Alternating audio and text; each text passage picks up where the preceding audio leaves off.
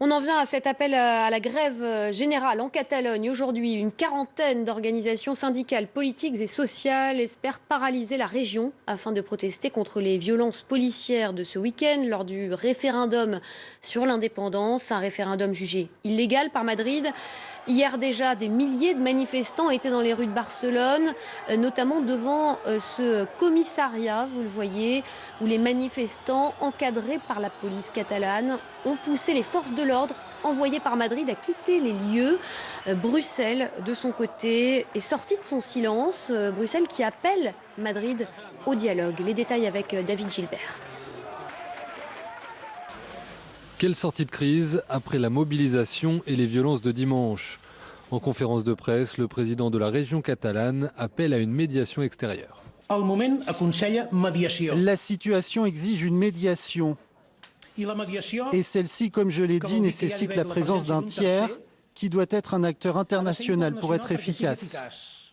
Si les partenaires européens de l'Espagne continuent d'insister sur l'inconstitutionnalité du scrutin de dimanche, les critiques sur la gestion de la crise commencent à apparaître et Bruxelles espère désormais une issue apaisée. Nous appelons tous les acteurs pertinents à passer rapidement de la confrontation au dialogue. Un dialogue que Mariano Rajoy est d'accord pour entamer avec les partis de l'opposition nationale. Espérant créer un consensus face aux défis indépendantistes, le Premier ministre espagnol a reçu lundi les chefs du Parti socialiste et du mouvement centriste Ciudadanos. Nous avons besoin de reconstruire l'ordre constitutionnel en Catalogne. Et pour nous, le seul moyen d'arrêter ce coup porté à la démocratie, c'est plus de démocratie. Une manière de critiquer les méthodes du gouvernement tout en condamnant le référendum. Les indépendantistes catalans, eux, restent mobilisés. Les syndicats ont appelé à une grève générale ce mardi. Ils veulent montrer une image d'unité. Des milliers de Catalans sont en grève depuis ce matin. Réaction aux opérations de police musclées lors du référendum d'indépendance dimanche dernier. Une grève qui perturbe les transports, les universités, les sites touristiques. On va retrouver sur place à Barcelone Karim Akiki. Bonjour Karim. Alors quelle est l'ampleur des manifestations en ce début d'après-midi ?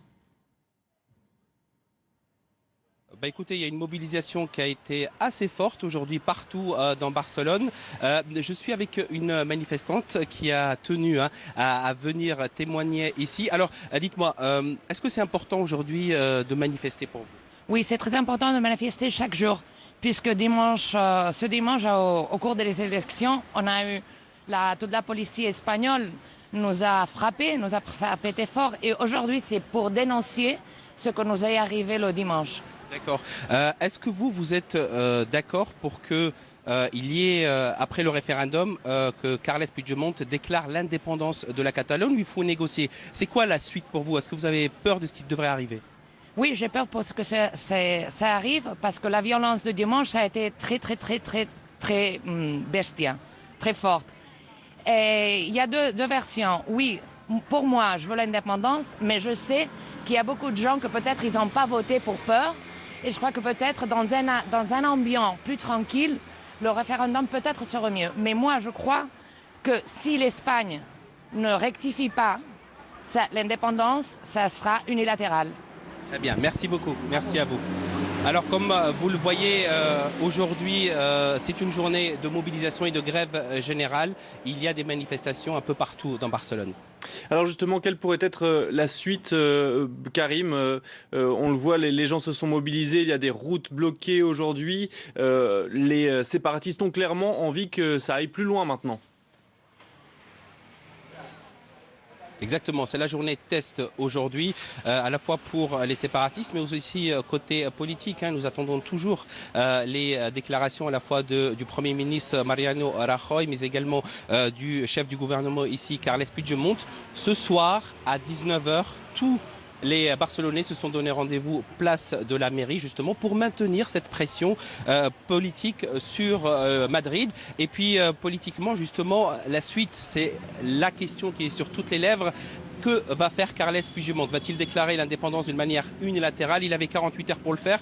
C'était soit ce soir, soit demain. Est-ce qu'il va négocier?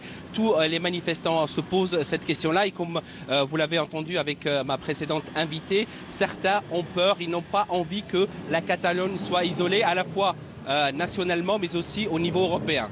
Merci beaucoup Karim pour toutes ces précisions en direct de Barcelone. اللي يغزلوا في الغاشيان لي كاتالون اذا يفغن يوكنا دوثن غف محياف لوك تيمسولتا اذا كتخدمني غير دوزبوز لو ان تفرنت اذا ايلان غف الشري نتمنطاكيا سيثمورث اسبانيا غف يومون تنسن اذا سوثورن وتوريم ذاك نذلولو في لي كاتالون يدي فغن عرف بلاسيا دي كاتالانيا ذي ثمذين تاكيان برشلون يوكني فيك تنيضنا دوثن غف وسخدماكيا غيريل نوذافو مدريد لولو في ديال سنيه غاروفريد اماكن ذاغن ذويذ اذا سوثورن ذو جزرفنسن دي فرانت يا كان اذا خدمن يمي ثلا دار ثاكرا غموض يفكد 90% بودي دينان يعني افغان الشركه نتمنطاكي يعني ثوكسنسن سي ثمورت اسبانيا اذا كنا ذاوين ثيمون تنسن اماكن ذاغن يونس لاغا مقران ينغريف جينيرال تسين اذا لان يوساكي اما تيحونا وين النظام وديك خدمان السلاجي وكنا دوثن فوس خدمه غيريل يعني لا فيولونس يخدم مدريد لو ان تفرنت دي ثمانطاكي لا كاتالون غان ولا تسربعثن اف سي برشلونه سيلس نو سلوي انس يفرحد يظلي سود منصيب لكن اديلي غاريديس نو سلاجي يعني لا غريف جينيرالي بوساكي دي ثمانطاكي لا كاتالون مكن لغن اذا ديوث غف مدريد ولا قرا ديلي وسخدم غيريل غف فرنتاكي نتوغدوث لحسابينس ويندكن غاريديس نتفرنتاكي غاريديس لي كاتالون ويندكن اما تسربعثينس ثم زواروث في مزيانين داغنا الساكي وخدم ثالث نهجي يوكنا ديلين غاريديس كل لي كاتالون